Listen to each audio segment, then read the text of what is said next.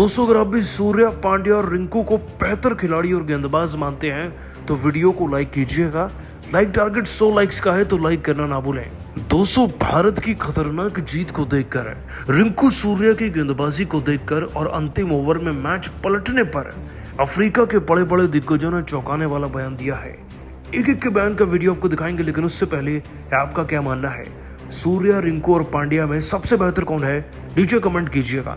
दोस्तों भारत और श्रीलंका की टीम के बीच में 3 मैचों की T20 सीरीज भारत की जबरदस्त जीत के साथ समाप्त हुई है।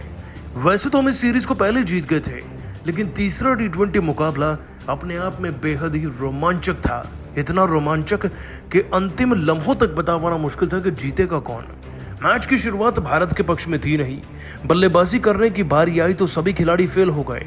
टॉप और मिडिल ऑर्डर में मिलाकर 210-0-1-8 पर जायसवाल, सैमसन, रिंकू, सूर्य का विकेट गिर गया था।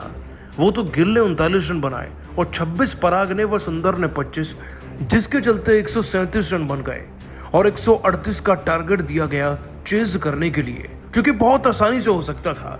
इनफैक्ट दोस्तों पहुंच भी गई थी श्रीलंका की टीम चेज करते वक्त, वो भी मात्र 4 विकेट गंवाकर। लेकिन तभी पासा पलटा, और पासा पलटा दोस्तों 19वें ओवर में, जब रिंकू सिंह ने अपनी ताबड़तोड़ गेंदबाजी से एक ही ओवर में 2 विकेट निकाले। कुशल परेरा को 46 पर आउट करने वाले रिंकू सिंह ही थे, जो कि एक सेट बैट्समैन भी थे। इनफैक्ट दोस्तों रमेश मेंडिस को भी 3 पर उन्होंने निपटाया, और सूर्या ने तो मौका मिलते ही कुशल मेंडिस और साथ ही साथ थिकशाना को ठिकाने लगा दिया। इसके बाद दोस्तों मामला सुपर ओवर तक भी गया, लेकिन 3 रन का टारगेट मिला था। जीतना तो भारत को ही था, जिसके बाद जीत भारत की ही हुई और सीरीज भी हम 3-0 से जीते। लेकिन दोस्तों ताज्जुब की बात थी कि हम जीते इनकी गेंदबाजी से। लेकिन दोस्तों जिस मैच को हार रहा था भारत, उसमें रिंकू और सूर्य की जिस गेंदबाजी ने भारत को जिताया ना, उसके बाद तो अफ्रीका का एक एक दिग्गज इन दोनों का फैन बन चुका है। किसने क्या कहा चलिए आपको बताते हैं। दोस्तों AB डिविलियर्स का कहना था, सालों बीत गए लेकिन MS धोनी जैसी प्रेजेंस ऑफ माइंड आज तक मैंने किसी कप्तान में नहीं देखी थी अब तक। इवन रोहित शर्मा भी ऐसे फैसले नहीं लेते कि खुद ही गेंदबाजी कराने आ जाते। ये केवल सूर्या ही कर सकते थे और उन्होंने वो किया भी। रिंकू के साथ गेंदबाजी करना मुझे लगता है कि सीरीज का ही नहीं बल्कि इस साल का सबसे बेस्ट फैसला था। बात T20 मुकाबला जीतने की नहीं थी, एक हारा हुआ मैच कैसे जीता जाता है उन्होंने पूरी दुनिया को सिखाया है। गेंदबाजी से ही मैच खत्म हो गया था, सुपर ओवर तो नाम का था। ये कमाल का फैसला था सूर्य का। दोनों को जीत की बहुत बहुत बधाई। तो वहीं दोस्तों डेल स्टेन ने भी कहा, भाई T20 में तो जीत बहुत होती है, लेकिन सूर्य और रिंकू ने अंतिम ओवरों में गेंदबाजी करके मैच जिताया, इससे ज्यादा क्रेजी कुछ नहीं हो सकता। आप दोनों को जीत की बहुत बहुत मुबारकबाद। ऐसे ही गेंदबाजी कराते रहिएगा। तो वही दोस्तों साउथ अफ्रीकी टीम के खिलाड़ी डेविड मिलर भी कहते हैं, आज तक सूर्य और रिंकू भाई को केवल फिनिशर या बल्लेबाज का रोल अदा करते देखा था, अब तो उनकी गेंदबाजी से भी डर लगने लगा है और लगता है कि अगर वो हमारे सामने आ गए तो कहीं हमें ही ना निपटा दें। मजा आ गया मुकाबला देखकर। आपको जीत की बहुत बहुत मुबारकबाद सूर्य भाई 3-0 से जीतने के लिए। वही दोस्तों जैक कैलिस और ड्वेन स्मिथ जैसे दिग्गजों ने भी कहा, जीत हो तो ऐसी हो वरना ना हो। ये इस साल का सबसे रोमांचक T20 था, वर्ल्ड कप फाइनल से भी। मतलब लास्ट ओवर्स में बल्लेबाज आकर गेंदबाजी करते हैं, 4 विकेट लेते हैं और सुपर ओवर में मैच को जिताते हैं 3 रन के टारगेट पर। यह कोई फिल्म से कम नहीं था। आपको जीत की मुबारक हो भारतीय टीम और नए कप्तान की भी। दोस्तों सूर्या ने कप्तानी नहीं बल्कि बल्लेबाजी के साथ साथ गेंदबाजी से भी दिल जीत लिया। वैसे आपकी नज़र में सूर्य और पांड्या में ज़्यादा बेहतर कप्तान कौन है? नीचे कमेंट जरूर कीजिएगा। दोस्तों तीसरे T20 मैच में श्रीलंका के खिलाड़ियों ने तो टीम इंडिया के घमंड को चकनाचूरी करके रख दिया और कुछ ऐसा चमत्कार किया कि जिसे देखकर कोई भी अपनी आंखों पर भरोसा नहीं कर पाया। भारतीय टीम का टॉप ऑर्डर ताश के पत्तों की तरह बिखर गया। तो आखिर भारतीय टीम को गिल के साथ मिलकर किस खिलाड़ी ने कराई वापसी? भारत ने लंका के सामने कितने रनों का रखा पहाड़ जैसा लक्ष्य? कप्तान सूर्य कुमार यादव ने कितने रनों का दिया योगदान? इस हैरान कर देने वाले मैच की पूरी हाईलाइट तो हम आपको जरूर दिखाएंगे, लेकिन उससे पहले आपको क्या लगता है, रोहित शर्मा और रिंकू सिंह और सूर्य कुमार यादव में कौन है बेहतर कप्तान? नीचे कमेंट करके जरूर बताइएगा। दोस्तों, लगातार 2 टी20 मुकाबले जीतने के बाद भारतीय टीम एक बार फिर अंतिम टी20 मैच खेलने के लिए श्रीलंका के सामने पल्लेकेले के मैदान पर उतरी। इस मुकाबले में श्रीलंका के कप्तान ने टॉस जीतकर पहले भारतीय टीम को बल्लेबाजी करने के लिए आमंत्रित किया और खुद गेंदबाजी करने का फैसला किया। भारत की तरफ से इस मुकाबले में नई ओपनिंग जोड़ी मैदान पर उतरी। यशस्वी जायसवाल के साथ शुभमन गिल आए। वहीं श्रीलंका की तरफ से पहला ओवर लेकर आए डेब्यूटेंट खिलाड़ी चमिंदु विक्रम सिंह बेहद ही खतरनाक गेंदबाजी का नजारा दिखा रहे थे। भारतीय ओपनरों को खूब परेशान कर रहे थे। जायसवाल और गिल को इस ओवर में रन बनाना काफी मुश्किल हो रहा था। बड़ी मुश्किल से भारतीय टीम का स्कोर पहले ओवर में 3 रनों तक पहुंच गया। वहीं श्रीलंका की तरफ से दूसरा ओवर लेकर आए महेश तीक्ष्णा, लेकिन इनका स्वागत यशस्वी जायसवाल ने अपने अंदाज में ओवर की तीसरी गेंद पर शानदार चौका लगाकर किया।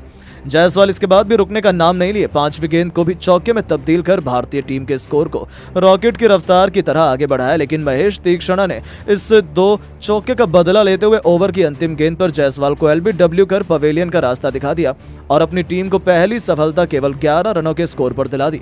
जायसवाल टीम के लिए 10 रनों का योगदान देकर पवेलियन लौट गए, लेकिन गिल एक तरफ से मैदान पर टिके हुए थे। उनका साथ देने के लिए अब नए बल्लेबाज संजू सैमसन आ चुके थे।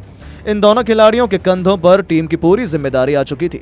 भारत का स्कोर 2 ओवर में बड़ी मुश्किल से 12 रनों तक पहुंच पाया था। श्रीलंका की तरफ से एक बार फिर तीसरा ओवर लेकर आए चमिंदु विक्रम सिंह ने खतरनाक गेंदबाजी का नजारा दिखा रहे थे। अपने शिकंजे में भारतीय बल्लेबाजों को कसकर रखा हुआ था। टीम इंडिया को रन बनाना बहुत मुश्किल हो रहा था और चमिंदु विक्रम सिंह ने अपने ओवर की 5वीं गेंद पर संजू सैमसन को अपना शिकार बना लिया और इस मुकाबले में भी संजू बिना खाता खोले पवेलियन लौट गए और भारतीय टीम को दूसरा झटका केवल 12 रनों के स्कोर पर लग गया।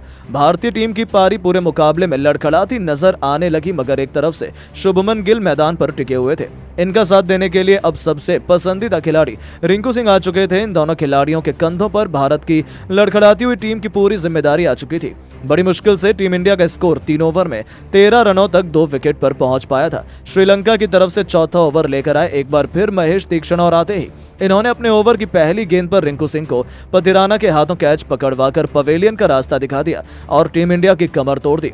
14 रनों के स्कोर पर टीम के 3 बल्लेबाज पवेलियन जा चुके थे। रिंकू केवल 1 रन का योगदान देकर पवेलियन की शोभा बढ़ाने चले गए। एक तरफ से शुभमन गिल मैदान पर टिके हुए थे। उनका साथ देने के लिए अब कप्तान सूर्य कुमार यादव आ चुके थे। पूरी जिम्मेदारी इन्हीं दोनों बल्लेबाजों पर टिकी हुई थी और आते ही सूर्य कुमार यादव ने तीक्ष्णा का स्वागत शानदार चौका लगाकर किया और टीम के स्कोर को आगे बढ़ाया और 4 ओवर में टीम इंडिया का स्कोर केवल 21 रनों तक पहुंच पाया। 5वां ओवर श्रीलंका की तरफ से लेकर आए एक बार फिर चमिंदु विक्रम सिंह ने शानदार गेंदबाजी का नजारा दिखा रहे थे। भारतीय बल्लेबाजों को अपने शिकंजे में कसकर रखा हुआ था। टीम इंडिया को रन बनाना बहुत मुश्किल हो रहा था, लेकिन तभी गिल ने ओवर की 5वीं गेंद पर इनका स्वागत शानदार चौका लगाकर किया और टीम के स्कोर को रॉकेट की रफ्तार की तरह आगे बढ़ाया। 5 ओवर में भारतीय टीम का स्कोर बड़ी मुश्किल से 28 रनों तक पहुंच पाया। टीम इंडिया मुश्किल घड़ी में नजर आ रही थी। शुरुआत में ही भारत की पारी लड़खड़ा चुकी थी, लेकिन सूर्य कुमार यादव और शुभमन गिल धीरे धीरे टीम को संभाल रहे थे। श्रीलंका की तरफ से पावर प्ले का अंतिम ओवर लेकर आए असीथा फर्नांडो। ये भी खतरनाक गेंदबाजी का नजारा दिखा रहे थे। भारतीय बल्लेबाजों को खूब परेशान कर रहे थे। सूर्य कुमार यादव को उनके खेलने में काफी मुश्किल हो रही थी। तभी ओवर की 4थी गेंद पर फर्नांडो ने सूर्य कुमार यादव को अपना शिकार बना लिया और उन्हें पवेलियन का रास्ता दिखा दिया। सूर्य कुमार यादव टीम के लिए केवल 8 रन बनाकर पवेलियन लौट गए और भारतीय टीम को 30 रनों के स्कोर पर चौथा झटका लग गया। गिल का साथ देने के लिए अब मैदान पर शिवम दुबे आ चुके थे। इन दोनों खिलाड़ियों के कंधों पर टीम की पूरी जिम्मेदारी आ चुकी थी और भारतीय टीम ने बड़ी मुश्किल से पावर प्ले के 6 ओवर में 4 विकेट खोकर 30 रन बना पाई। इसके बाद भारतीय बल्लेबाज टीम को संभालने की पूरी कोशिश कर रहे थे। वहीं श्रीलंका के भी गेंदबाजों ने जबरदस्त खेल दिखाया। जिस तरह से भारत का स्कोर आगे बढ़ रहा था वो देखकर तो यही लग रहा था कि श्रीलंका के सामने टीम इंडिया बड़ी आसानी से 150 से 160 रनों का लक्ष्य रख सकती है। लेकिन दोस्तों, अब आपको क्या लगता है, सूर्य कुमार यादव और रोहित शर्मा में कौन है सबसे खतरनाक खिलाड़ी और कप्तान? अपनी राय नीचे कमेंट बॉक्स में जरूर बताएं। दोस्तों, जैसा कि आपको पता है, भारत और श्रीलंका के बीच टी20 सीरीज खेली जा रही है, जिसके पहले मैच में तो भारतीय टीम 43 रन से जीत गई, तो वहीं दूसरे मैच में भारतीय टीम को 7 विकेट से जीत मिल चुकी है। इस मैच में भारतीय टीम की तरफ से यशस्वी जायसवाल ने सर्वाधिक 30 रन का योगदान दिया और सभी को अपने प्रदर्शन के जरिए प्रभावित कर दिया। ऐसे में अब यशस्वी जायसवाल एक साल के अंदर सबसे ज्यादा और सबसे तेजी से 1000 रन बनाने वाले बल्लेबाज बन चुके हैं। इस मामले में अब उन्होंने विराट कोहली, क्रिस गेल और रिकी पॉन्टिंग जैसे बल्लेबाजों को पीछे छोड़ दिया है, जिसको देखकर अब दुनिया भर के तमाम दिग्गजों ने दिल जीत लेने वाला बड़ा बयान जारी कर दिया है, जिसमें सचिन तेंदुलकर ने बयान देते हुए कहा है कि भारतीय टीम की तरफ से यशस्वी जायसवाल ने काफी ज्यादा खतरनाक बल्लेबाजी करते हुए सभी को प्रभावित किया है। आज के दिन एक बार फिर से यशस्वी जायसवाल ने तूफानी बल्लेबाजी करते हुए सभी को बता दिया है कि ये खिलाड़ी भारतीय टीम के लिए विश्व कप 3 के तरफ से खेलने वाला सबसे पहला खिलाड़ी है। इसके बाद ही किसी और खिलाड़ी को भारतीय टीम के अंदर शामिल किया जा सकता है। इसके अलावा उन्होंने आगे बयान देते हुए कहा है कि भारतीय टीम के पास में काफी ज्यादा बेहतरीन खिलाड़ी मौजूद हैं,